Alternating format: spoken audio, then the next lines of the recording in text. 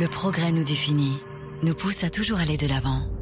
Vivez le progrès dès aujourd'hui avec la nouvelle Audi Q4 e-tron 100% électrique. Avec son design emblématique, son affichage tête haute à réalité augmentée et ses phares Matrix LED personnalisables, elle réinvente l'expérience de conduite pour la rendre toujours plus intuitive. Nouvelle Audi Q4 e-tron 100% électrique. Le futur nous anime. Rendez-vous chez votre partenaire Audi le plus proche ou sur audi.fr.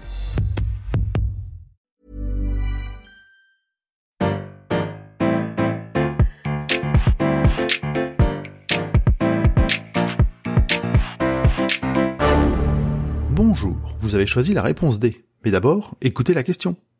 Aujourd'hui sur la thématique histoire. Comment sont nés les drapeaux ? C'est vrai que depuis qu'on est gamin, on nous apprend que certains morceaux de tissu coloré correspondent à un certain endroit sur une carte.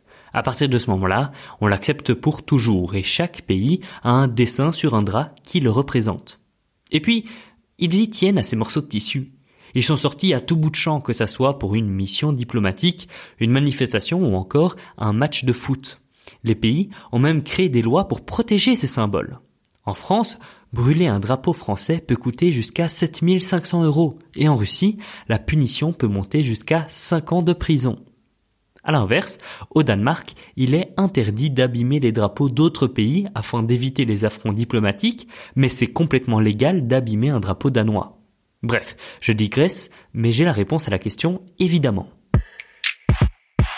Tout d'abord, les groupes qui se réunissent autour d'une identité commune ont toujours eu besoin de quelque chose qui les représente. Pour certains, c'était une plante ou un animal caractéristique de là où ils viennent. Pour d'autres, c'est plutôt une forme d'art traditionnel. Et ainsi, depuis 5000 ans, les êtres humains dessinent des trucs sur du bois, des pierres ou des morceaux de tissu comme un symbole de leur identité. Ce n'est qu'au VIe siècle après Jésus-Christ que le drapeau, comme on le connaît aujourd'hui, commence à prendre forme. À cette époque-là, la soie fait son apparition dans le commerce européen et certains utilisent ce nouveau textile pour y inscrire leurs symboles.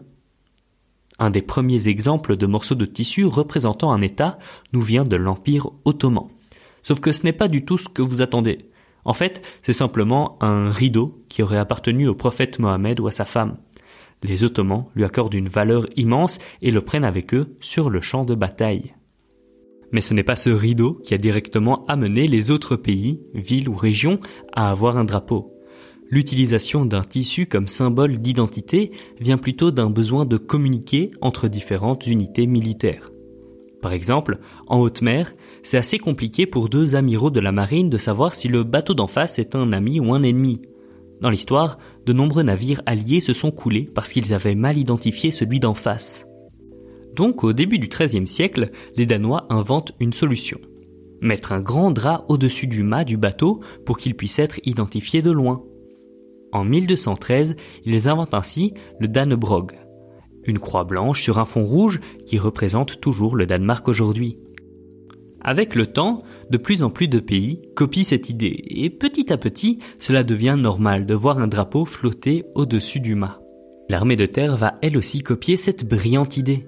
Chaque unité va avoir un morceau de tissu qui la symbolise et les soldats peuvent savoir comment se positionner sur le champ de bataille en fonction de la manière dont le drap bouge.